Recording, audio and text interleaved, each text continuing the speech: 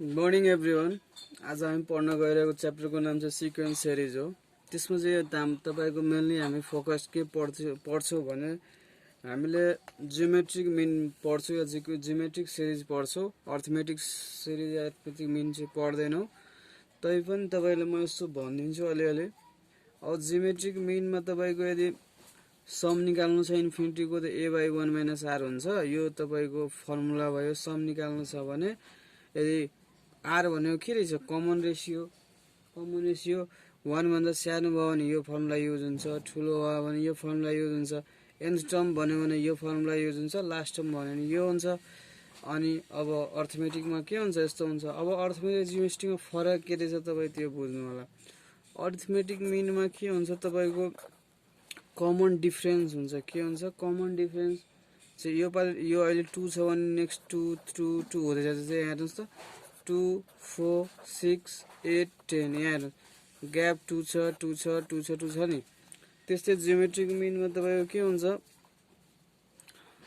तपाईँको common ratio चाहिँ equal हुन्छ। के इक्वल हुन्छ तपाईँको कमन रेसियो इक्वल हुँदो रहेछ। सो हेर्नुहोस् अर्थमेटिक मिनमा हुन्छ कमन डिफरेन्स हुन्छ, जियोमेट्रिक मिनमा हुन्छ कमन रेसियो। जस्तै यहाँ हेर्नुहोस् 2 भयो 4 भयो 8 भयो 16। अब यसलाई डिभाइड गर्दाखेरि के आउँछ 2, यसलाई डिभाइड गर्दा 2, यसलाई डिभाइड गर्दा के आउँछ 2 आउँछ। हुन्छ यहाँ के हुन्छ कमन रेसियो हुन्छ, जुन कति भयो रहेछ 2। यहाँ के हुन्छ कमन डिफरेन्स 2 भयो। सो यही रहेछ तपाईँको। जस्तै हाम्रो जुन जनसङ्ख्या छ नि त्यो कसरी बढ्छ, जियोमेट्रिक मिनमा बढ्छ। हाम्रो जुन फुड छ त्यो कसरी हुँदो रहेछ, हाम्रो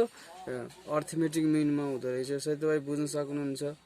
सो हामी फर्स्ट क्वेसन लिएर एकचोटि हेर्छौँ। क्वेसन नम्बर 1 हेर्नुहोस् त एकचोटि तपाईँहरूले। ल क्वेसन नम्बर 1 हेर्नुहोस् त तपाईँहरूले।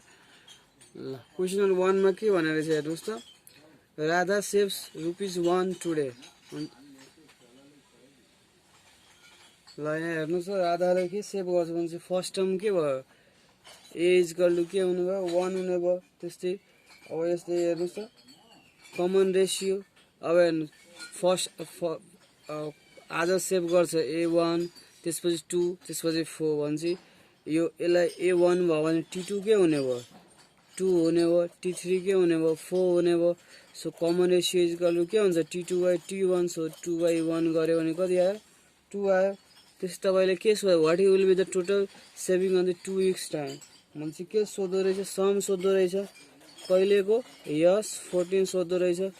सो यहाँ हेर्नुहोस् आरको भ्यालु 1 भन्दा ठुलो रहेछ। सो फर्मुला के युज हुने भयो तपाईँको ARn-1 डिभाइड r-1 यहाँ लेख्नुपर्छ। आरको भ्यालु कति रहेछ ठुलो रहेछ 1 भन्दा। सो 1 r भने कति रहेछ तपाईँको 2 अनि 14 -1 2 - 1 यो गर्दाखेरि कति आउँदो रहेछ 16383 आउँदो रहेछ। यो तपाईँको के हुने भयो एन्सर हुने भयो। ल क्वेसन नम्बर 2 हेर्नुहोस् के भनेर रहेछ। फर्स्ट टर्म के हुने भयो, फर्स्ट टर्म के रहेछ तपाईँको फर्स्ट टर्म फोर्थ रहेछ होइन। ए इक्वल टु के हुने भयो 4, कमन रेसियो कति रहेछ 3 रहेछ। अनि फर्स्ट 5 को चाहिँ उसले सम सोधे रहेछ भने चाहिँ एन इक्वल टु के हुने भयो 5 हुने भयो। अब S5 सोधे रहेछ वाट, अब S5 इक्वल टु फर्मुला के हुने भयो ARn-1 divide by r-1। आरको value 1 भन्दा ठुलो छ त्यही भएर यो फर्मुला युज हुने भयो। 4 3 को पावर कति हुने भयो 5 - 1। अब के हुने भयो यहाँ भन्नुहोस् त 3 - 1। सो गर्दाखेरि के आउँछ 484 तपाईँको के हुने भयो एन्सर हुने भयो।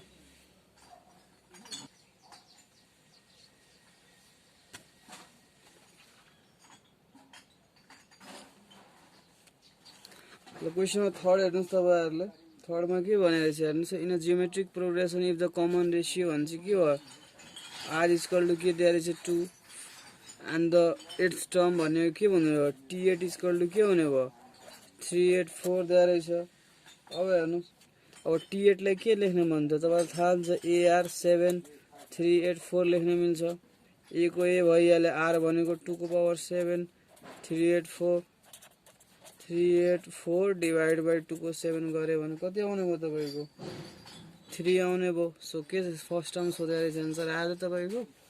आर रहेछ ठ्याक्कै। ल क्वेसन 4 हेर्नुहोस् त एउटा राजु भन्ने मान्छेले उसले टोटल कति बरोज गरे रहेछ तपाईले सोलुसन भन्छ टोटल उसले सम कति बरोज गरे रहेछ 4 3 6 8 कतिमा पे गर्ने र 6 एनुअल इन्स्टलमेन्टमा भन्छ n इक्वल टु के हुने भयो 6 भन्छ r इक्वल टु के हुने त बिङ अ ट्रिपल भन्दै रहेछ ट्रिपल भनेको के हो यो डबल ट्रिपल प्रिसिडिङ भन्छ नि यो कमन रेसियो हुँदो रहेछ जहिले भन्छ फर्स्ट इन्स्टलमेन्ट तपाईको सोधे रहेछ भन्छ फर्मुला के हुन्छ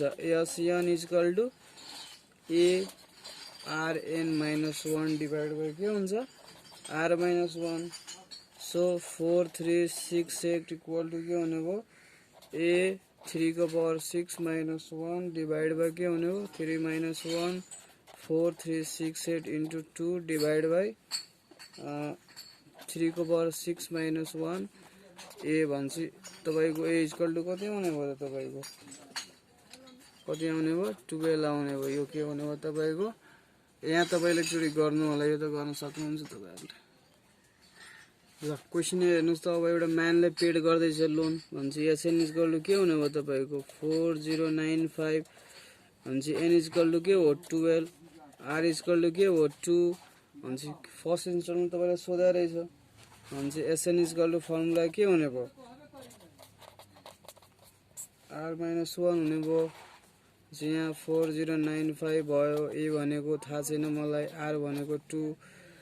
अनि तपाईको n भनेको कति रहेछ 12 minus 1 by 2 minus 1 4095 अब यो गर्दाखेरि तपाईको कति आउँदो रहेछ 4095 by 1 अब हेर्नुस् यो र यो सेम भयो सो a इक्वल टु के हुने भयो 1 हुने भयो ल क्वेशन नम्बर 6 हेर्नुस् तपाईले के भने रहेछ एउटा पर्सन रहेछ उसले बरोज कति गरे यति गराएछ भने SN के हुने भयो 19682 हुने भयो 9 इन्स्टलमेन्ट भने टोटल भन्छ के हो n इक्वल टु 9 हुने भयो अब ट्रेसेबल भनेको के हुन्छ r इक्वल टु 3 हुने भयो अनि a equal to last installment भनेको जम्मा टोटल इन्स्टलमेन्ट कति छ 9 भन्छ tn इक्वल टु यसलाई लास्ट टर्म इक्वल टु पनि 9 सोधे रहेछ तपाईको यो t9 सोधे रहेछ के सोधे रहेछ तपाईको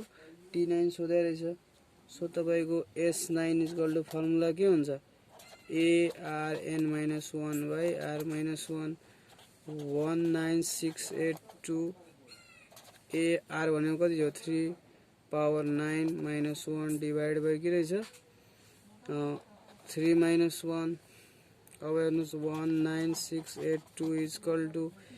A 3 को पावर 9 कति हुन्छ तपाईको 3 को पावर 9 तपाईको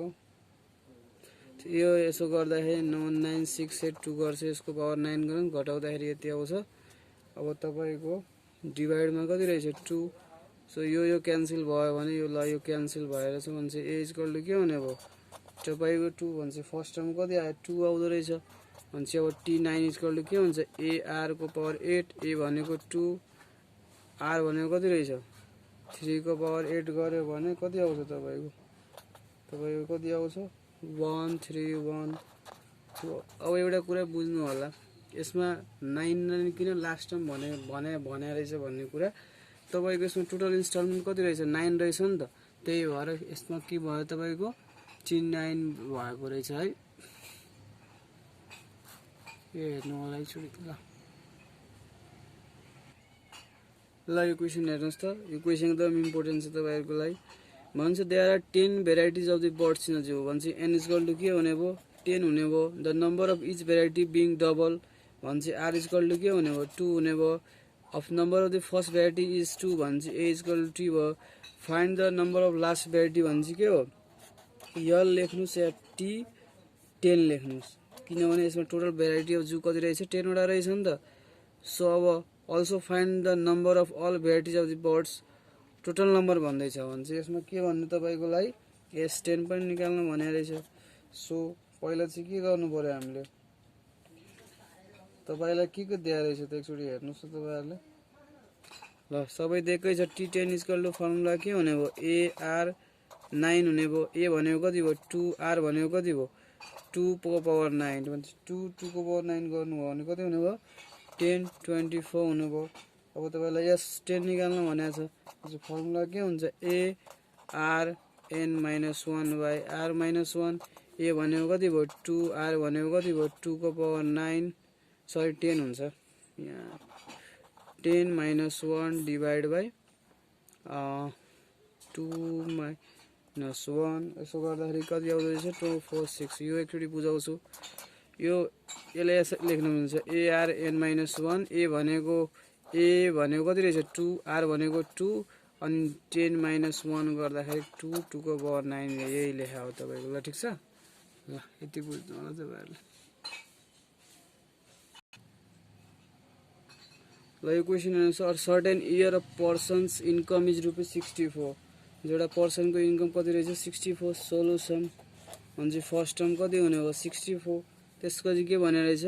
the income of every next year will be the 3/4 of the income of the preceding year भन्छ के हुँदै रहेछ कमन रेशियो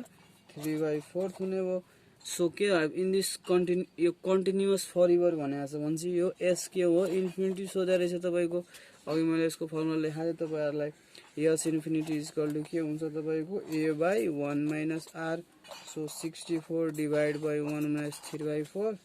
यसो गर्नु होला तपाईहरुले 64 यो यताबाट कति हुन्छ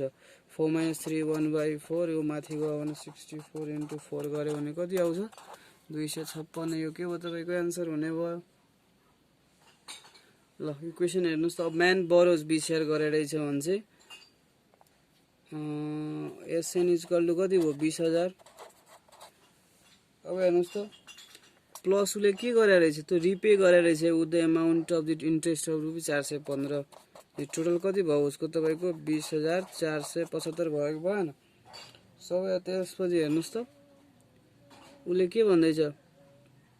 अनि each instalment is being twice भन्छ आर इज इक्वल टु के भयो 2 हुने भयो द फर्स्ट इन्स्टलमेन्ट इज 5 भन्छ ए इज इक्वल टु के हुने भयो 5 हुने भयो भन्छ सबै क्लियर ड्यू गर्यो भने find the amount paid in the last instalment भन्छ L is equal to what सोध्या रहेछ अब हेर्नुस् त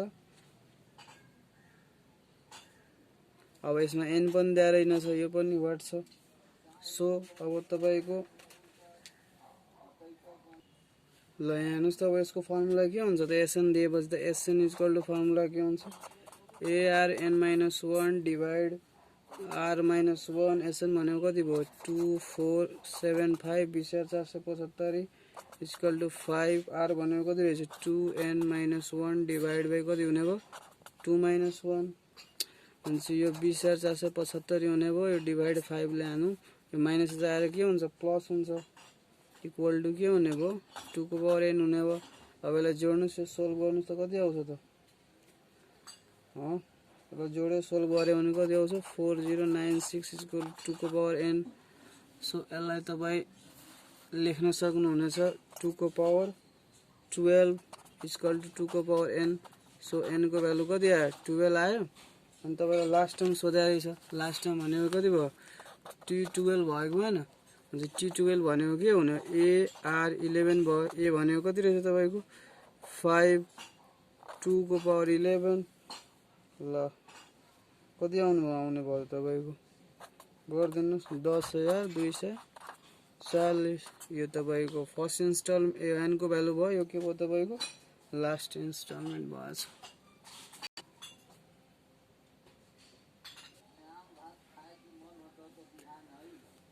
ल सोलुसन गरौँ सो यसमा हेर्नुहुन्छ कम्पोनेन्ट म्यानुफ्याक्चरिङ ट्रिपल भनेको के रहेछ ट्रिपल भन्छ तपाईको आर इज इक्वल टु के भयो 3 भयो उसले फर्स्ट इयरमा प्रोडक्सन 3 इयर गर्दो रहेछ अब त्यसो हेर्नुस् तपाईको यहाँ हेर्नु त यहाँ फोर्थ इयर भने रहेछ फोर्थ इयर भनेको के भयो t4 हुने भयो total production in the fourth year भनेको के रहेछ टोटल प्रोडक्सन इन 4 इयर्स भनेपछि त्यो के रहेछ तपाईको s4 सोध्या रहेछ अब हेर्नुस् त तपाईको अब हेर्नुस् t4 निकाल्ने इक्वल टु के हो ar को पावर 3 a भनेको कति रहेछ 3000 अनि त्यसपछि यो 3 को पावर 3 हुने भयो कति हुने हो 81000 हुने भयो अब s4 निकाल्ने फर्मुला कति हो के हुने भन्नुस् त a r को power 4 minus 1 by r minus 1 a भनेको कति हुने भयो 3000 यति गर्नु भयो भने तपाईको के आउँछ आन्सर 1,20,000 1 लाख 20 छ 4 0 छ है सो